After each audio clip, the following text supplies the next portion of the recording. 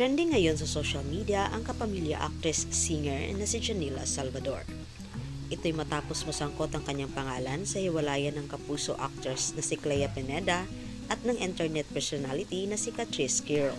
Sa Fast Talk with Boy Abunda noong Biyernes, July 18, 2025, inamin ni Clea na nagwakas na ang mahigit 3 taon nilang same-sex relationship ni Catrice.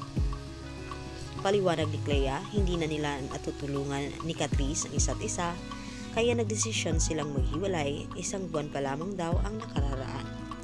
Lahat ng kapuso actress, may kanya-kanya kaming priorities. Mutual decision na yun nangyari. Mutual yung breakup namin. And umabot na kami sa point na gusto niyang unahin yung sarili niya. Gusto ko rin na maunahin yung sarili ko this time. Piliin yung sarili ko this time. And na-realize namin na hindi na kami nakakatulong sa isa't isa. Parang pinupull down na lang namin yung isa't isa. Parang umabot kami sa ganong point. Sa nasabing panayam ay natanong din kay Clea ang dahilan ng kanilang paghihiwalay. Bago kasi ang pagsalang ni Clea sa Fast Talk with Boy Abunda, ay ilang makakahulugang repost na sa TikTok si Catrice patungkol sa cheating o panloloko. Diritsahang sinabi ni Clea na hindi siya kailanman nagtaksil kay Catrice.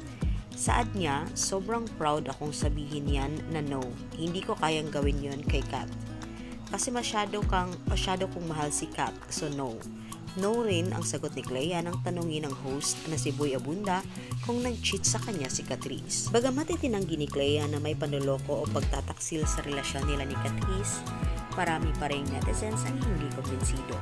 Lalo na nang mag-viral sa Facebook ang screenshots ng paglalike ni Catrice sa magkakasunod na comments ng followers niyang pilit humihingi ng kumpirmasyon tungkol sa dahilan ng hiwalayan nila ni Clea. Dito na nadawit ang pangalan ni Janela na itinuturong third party umano sa hiwalayan ni Clea at Catrice. Isang netizen ang nagkomento sa isang TikTok video ni Catrice noong July 19 o isang araw matapos kumpirmahin ni Clea sa national television na hiwalayan na sila.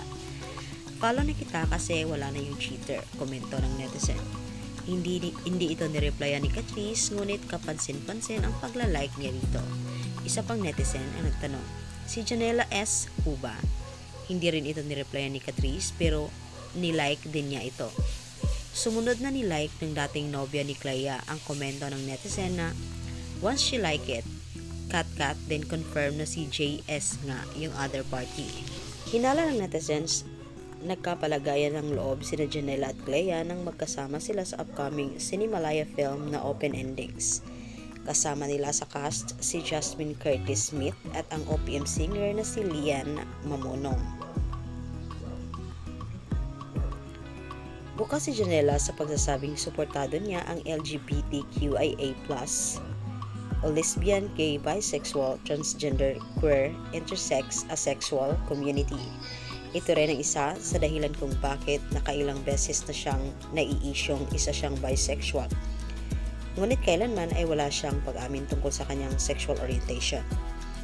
Samantala habang isinusulat ang artikulong ito ay wala pang kumpirmasyon kung ano ang dahilan ng hiwalayan ni Clea at Catrice. Thank you for watching. Manatiling updated, i-click ang subscribe button at notification bell.